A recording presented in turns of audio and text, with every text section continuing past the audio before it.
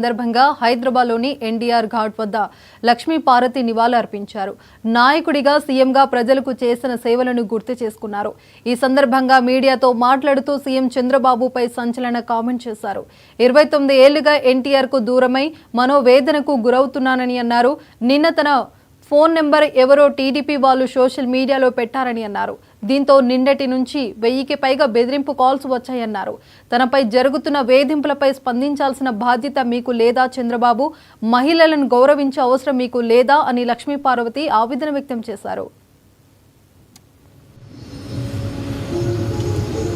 30 ఏళ్లుగా నా పోరాటానికి స్ఫూర్తినిస్తున్న నా భర్త నందమూరి తారక రామారావు గారి ఆత్మకు శాంతి కలగాలని మనస్ఫూర్తిగా కోరుకుంటూ, నిరంతరంగా ఎన్నాళ్ళు ఈ పోరాటం సాగుతుందో నాకే తెలియదు.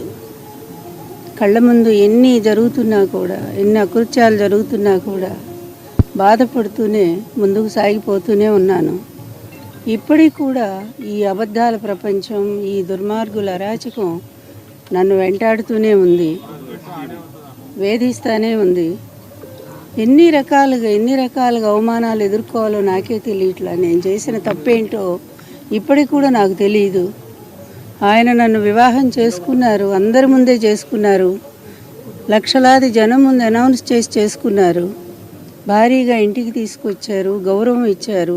చివరి వరకు ఆయన ఆరోగ్యం కోసం, ఆయన ఆనందం కోసం, తర్వాత ఆయన అధికారంలో రావటం కోసం నిరంతరం కృషి చేశాను. ఒక చిన్న పదవి తీసుకోలేదు, ₹1 డబ్బు ఆశించలేదు, నిస్వార్థంగానే మిగిలిపోయాను. చివరికి ఆయన వెళ్ళిపోయారు. ఎందుకు వెళ్ళిపోయారో కూడా తెలుసు, ఎన్ని కుతంత్రాలు జరిగాయో. ఆ తర్వాత కూడా వాళ్ళు వదిలిపెట్టకుండా అదే అబద్ధాలను కంటిన్యూ చేస్తూ నా జీవితాన్ని నాశనం చేయడానికి ప్రయత్నం చేస్తూ ఉన్నారు. 30 ఏళ్లుగా నా పోరాటానికి స్ఫూర్తినిస్తున్న నా భర్త